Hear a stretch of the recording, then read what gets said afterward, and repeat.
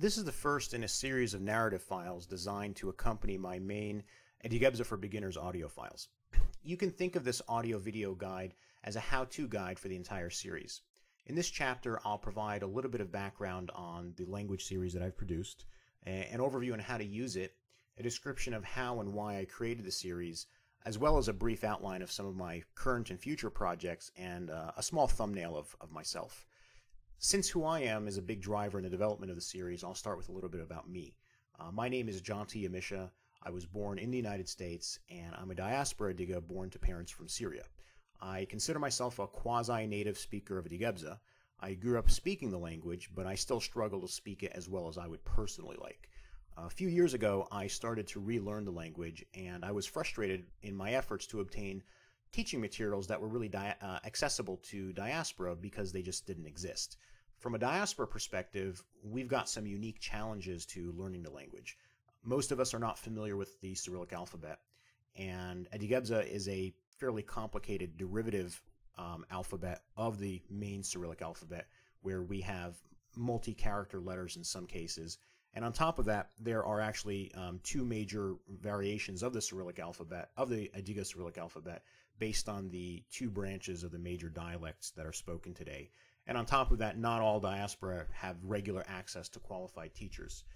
So, frustrated by the lack of user-friendly teaching materials, a few years ago I started to document my own journey in relearning the language, and along the way I would share my notes with a couple of people who were also interested in relearning the language. And a lot of my projects, including the Adighebza for Beginners audio-video program, kind of grew out of these efforts. So at this point, I should probably provide you with a few disclaimers. I'm not a true native speaker. I have a good feel for the language, but I have a slight accent. I struggle to hit all the words and sound sequences the way that a true native speaker would. This kind of bothered me in the beginning of my efforts, but honestly, language is fluid and dynamic, and there's 85% of the Adigha population that are diaspora, so if we all start to learn the language again, the language is going to change and evolve as we do as a people. And I've been told almost universally by true native speakers that my pronunciation is good enough for the purposes of instruction. Some of you might have recognized that I'm teaching the Kabardey dialect of Adighebza. The short story behind that is I'm Kabardey. The people who kind of help me with my pronunciation and my grammar are also Kabardey. All of my reference materials are in Kabardey as well, so it just kind of grew out of my own efforts. I received a number of requests to do other dialects. To be honest with you, once I'm done with the audio series that I'm working on right now, if anything, I would probably go back and reproduce the narratives in Arabic and Turkish to open the audience up to a broader range of Adighas who don't necessarily speak English. And at that point, I might then consider to do other dialects. So I'm sorry, there's not going to be any other dialects coming anytime soon. If anyone's interested in producing their own series, feel free to contact me and I'd be happy to collaborate. As I just referenced, I do have a few technical advisors who are helping me.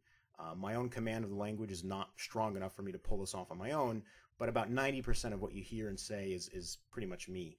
I'm a little bit of a one-man show here, and if anything, I'm an amateur and a hobbyist, so please consider this all to be a work in progress.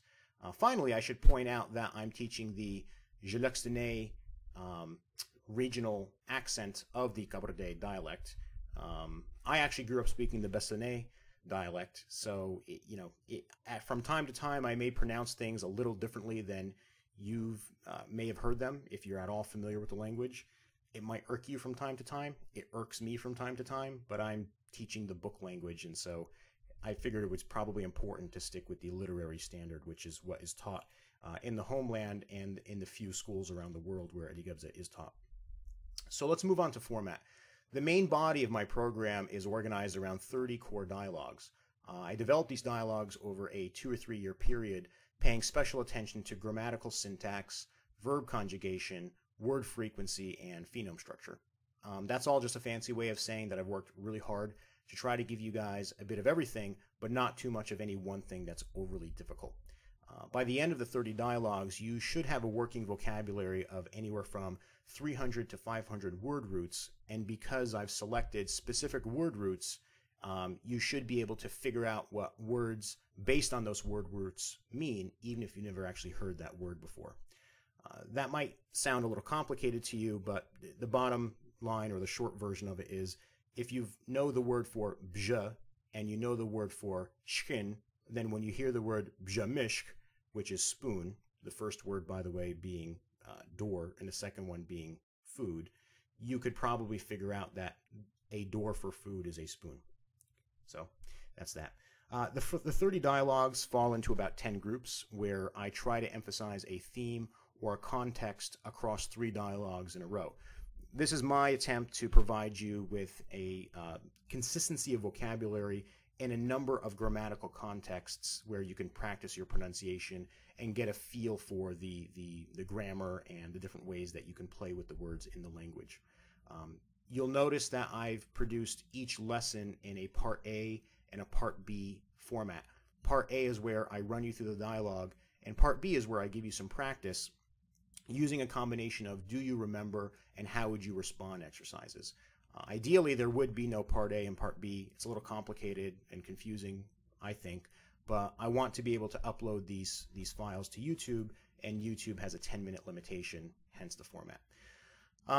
You've probably heard me reference the word video files. The truth is that these files are really just MP3 files with static pictures encoded in a video format. They're not true videos, but that's kind of how I had to trick YouTube and Facebook into allowing me to upload these, because very few of those places on the web allow you to just sort of output a raw audio file. I am kicking around the idea of providing enhanced or deluxe versions of these lessons in the future, where I provide real video and show you how the dialogues are written, highlighting the letters as I narrate, and that would be considerably more time consuming than my current files. And the truth is that each of the 20-minute lessons that I'm producing right now takes about a full day of effort to script, narrate, record, remix, edit, encode to video, and then quality assure and finally post to the web. I'm just one guy with no formal training in linguistics, audio, video design, or web publishing. And I also have a full-time career as an executive at a large multinational company, so I'm kind of putting that off for the time being. Right now, my goal is to publish one lesson every 2 weeks or so, on average, for the next year or year and a half, and see how things go. That's probably about how long it'll take me to publish all 30 of my videos. So far, I've only referenced grammar sparingly. Adighebza has a fairly extremely complex set of grammatical rules, and some of my earlier efforts focused on documenting them in English using standardized modern linguistic terminology, but things got so complicated that I eventually just put that on hold. My Adighebza for Beginners program employs a teaching method known as inferred grammar. So I don't spend a lot of time explaining grammatical rules. Instead, I've constructed dialogues to specifically illustrate the different ways that the Adigha grammar is set up. Occasionally in the lessons, I'll provide a brief grammatical explanation to make sure that you don't get confused. But for the most part, these narrative chapters are where I'll provide a little bit more of the context on the whys of what we're saying, not just the hows of what we're saying. I think that covers just about everything that I wanted to touch on in this beginning chapter. It probably makes sense for me to walk you through the other different projects that I'm working on right now. Many of you have asked me to produce something that teaches you how to read and write, or walk you through the alphabet. I've actually already done that. It's floating around on YouTube. If you check out my YouTube channel, you can probably find it pretty easily. There's a couple of technical errors that are in it. I'll probably get around to reproducing it at some point. I just haven't gotten there quite yet. In addition to my multimedia projects, I've also got a couple of hard copy projects that I'm working on right now. The most important of which, or the most fun, at least for me, of which is actually a children's workbook that teaches basic grammar, vocabulary, and alphabet. I've also got that grammar book that I referenced earlier, which is kind of on hold right now, as well as a verb conjugation book that I'm working on that, again, attempts to teach grammar by showing you how verbs are conjugated. I've got a couple of other things that I'm working on, but they're all kind of preliminary, and I think I've touched upon everything I wanted to hit in this narration file. So Thank you very much for your time, and I really hope that my work is of benefit to you.